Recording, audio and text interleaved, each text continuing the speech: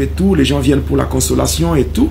Mais à un moment donné, on sera obligé d'acheminer le corps au cimetière, c'est-à-dire accompagner la personne vers sa dernière demeure.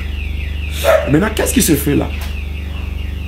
Lorsqu'il y a ce cortège-là, là, il y a ce cortège pour aller au cimetière, qu'est-ce qui se fait?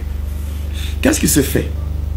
La première des choses que les gens doivent savoir, c'est que ce qui est dans le cercueil, c'est juste le corps. La personne elle-même n'est plus dans le corps, n'est plus dans le cercueil. Lorsqu'on parle de la personne elle-même, c'est l'âme ou l'esprit? Oui, la personne c'est l'homme intérieur. Ah, okay. N'est plus dans le cercueil. C'est la personne est au-dessus du cercueil. Le sorcier voit. Les magiciens voient. Les mystiques voient. Même quand on parle à l'enterrement, les mystiques voient. Ils voient la personne. Ah, ils voient la personne. En réalité, ce qui se passe, c'est quoi? Pendant que les personnes qui ont perdu un membre, un être cher de leur famille, sont en train de pleurer, en train de se lamenter à gauche, nous avons perdu tel, nous avons perdu tel. Pendant qu'ils pleurent, mais la personne elle-même, qu'on est en train d'accompagner, cette personne pleure plus que le membre de sa famille. Parce que la personne sait que là où je pars, c'est triste. La souffrance la plus noire qui ne peut même pas se comparer à ce que nous vivons comme souffrance dans ce monde. Et pour les satanistes qui sont présents, c'est difficile mais ils sont des esclaves de lui venir en aide. Non, eux, ce qui se passe là, pour les satanistes, c'est quoi? Pour les satanistes, c'est que ils sont agents de Satan. Ils sont contents que la personne parte comme cela. C'est comme cela. Le cercueil est là. Il y a seulement le corps qui est dans le cercueil. Mais cependant, la personne elle-même se trouve au-dessus du cercueil. La personne au-dessus du cercueil pleure. La personne pleure, et la personne quitte même le dessus du cercueil pour aller embrasser le membre de sa famille avec le but, avec l'objectif de s'accrocher. Mais la personne passe dans le vide. Pourquoi? Parce que son corps est devenu immatériel. Parce que son corps est devenu immatériel. La personne pleure. La personne pleure. La personne peut même là chercher les évangélistes, qu'on lui prêche la parole de Dieu, afin de croire pour avoir la foi et être sauvé. Mais c'est trop tard. La parole de Dieu que certaines personnes négligent aujourd'hui. Il y aura un temps où les gens chercheront la parole, mais ils ne la verront pas. Pendant qu'on te prêche la parole de Dieu, crois que cette parole produise en toi la foi et que tu crois au Seigneur Jésus-Christ et que tu sois sauvé. À ce niveau-là, même si la personne criait pour chercher le secours en disant Jésus, Jésus, la personne crie pour chercher Jésus. Même Jésus ne viendra pas. Même si Jésus, il est un secours qui ne manque jamais dans la détresse, là Jésus ne viendra pas. Pourquoi? Parce que Jésus-Christ, il n'est pas un Dieu des morts. C'est un Dieu des vivants.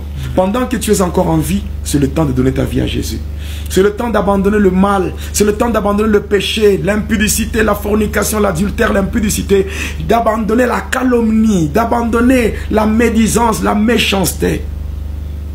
Oui, mais là, lorsqu'on conduit la personne, si la personne était fidèle de l'église catholique, on va arriver devant l'église, le temple, on va fermer les portes et le cercueil sera dehors.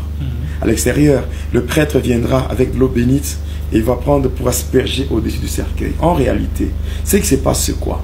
On est en train de neutraliser la personne qui est au-dessus du cercueil. Je donnerai les détails lorsqu'il sera question de parler de la magie sainte, la magie catholique. Et par après, dès qu'on arrive au cimetière, qu'est-ce qui va se faire? Dès qu'on arrive au cimetière, directement, on ouvre le monde des cimetières. Dès que le monde des cimetières est ouvert, la personne entre dans le monde là. Et là, cette fois-là, la personne se retrouve dans le monde des cimetières. Et la personne va voir aussi ces villas. On va... Oui, dès qu'on l'enterre. On enterre. La personne verra aussi les villas, toutes ces choses, les gratte-ciel et tous les buildings. Et il y a les agents recenseurs qui ont des registres et qui sont appelés à faire quoi? À enregistrer le nouveau venu. On les enregistre. Dès qu'ils sont enregistrés, ils seront affectés à des logements là-bas. La personne peut même, à partir du monde des cimetières, se moquer. Peut même se moquer. La personne peut même se moquer peut même se moquer de gens, de sa famille, de sa vie passée. Pourquoi? Parce que la personne se dit, j'ai habité dans une bicoque ou je ne sais pas, dans une maison, dans un mauvais état et tout, mais ici, maintenant, je suis dans la paix, la joie et tout. C'est ça, le mensonge encore de Satan. Et là, la personne ne fera qu'un séjour de 7 jours. Après 7 jours, on va donner à la personne une soutane. On appelle ça la soutane d'emportement. Et c'est comme un ascenseur qui va projeter la personne du monde des cimetières jusque dans le monde astral. Et cette fois-là, maintenant, dès que la personne est dans le monde astral, cette fois-là, il y a maintenant les 3 parties du monde astral. Il y a premièrement le quartier des esclaves, où vont les païens et tout le chrétien hypocrite. Là où il y a des avenues, comme je l'ai cité avant. Je l'ai dit avant. Alors, si c'était un chrétien qui combattait le diable et qui est mort sans se repentir. Vous savez, même Moïse avait bronché. N'est-ce pas?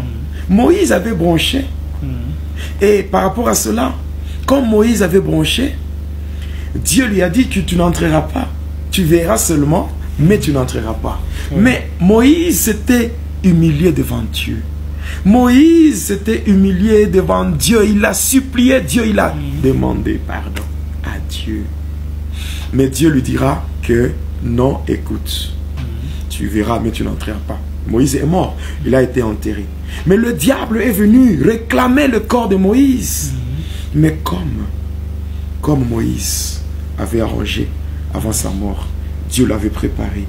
Et l'archange Michel est venu. Quand vous lisez dans le livre de Jude, c'est bien écrit.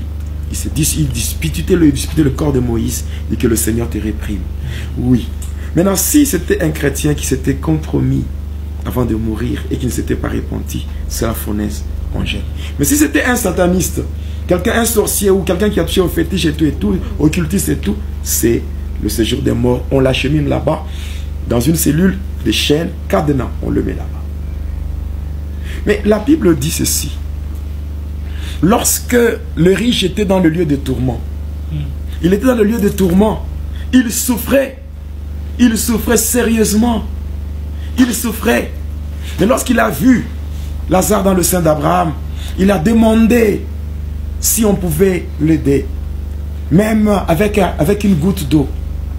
Et Abraham lui a parlé, il lui dit non, non, tu as eu tout ce que tu avais sur terre, mais tu ne craignais pas Dieu. Voilà pourquoi tu es là. Mais Lazare n'avait rien, même s'il était pauvre, même s'il manquait de tout, mais cependant, il craignait Dieu. Voilà, aujourd'hui, il est consolé.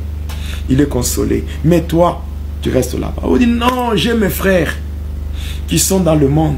Permettez à ce que Lazare rentre chez le vivant, afin d'aller pour attester la véracité de la souffrance, de la douleur qui se passe dans ce monde. Mais cette requête avait été refusée. Cette requête avait été refusée, rejetée. Ils ont Moïse et le prophète qui les écoutent. Non, mais si quelqu'un d'entre les morts rentrait là-bas. Mais cette requête, j'aimerais m'adresser à l'humanité. Cette requête, si dans cette parabole, la requête de demander, de faire à ce que Lazare retourne chez les vivants pour attester la véracité de la souffrance qui se passe dans l'au-delà, dans le lieu de tourment, si cela a été rejeté. Mais aujourd'hui, le Seigneur l'a réalisé. Aujourd'hui, au travers du pasteur Jonas Jedidia, aujourd'hui, moi qui étais mort, et les gens pleuraient, les gens s'attendaient, s'organisaient pour aller m'enterrer. Pendant que j'étais dans le séjour des morts, Jésus m'a fait sortir de là. Et il m'a ramené de la mort à la vie en me disant, va et dis-leur ce que j'ai fait pour toi. Je viens pour te parler. Je n'ai rien comme intérêt. Je ne cherche rien. Mais j'aimerais te dire que je viens te parler, que tu arranges ta vie. De l'autre côté, sache qu'il y a une vie après la mort. Mais le problème n'est pas de mourir. Le problème est de savoir où est-ce que tu iras après la mort. Tu peux faire tout ce que tu fais pour amuser la galerie. Tu peux faire tout ce que tu veux pour attirer les gens. Mais cependant, en faisant cela, est-ce que c'est la volonté de Dieu? Tu peux vivre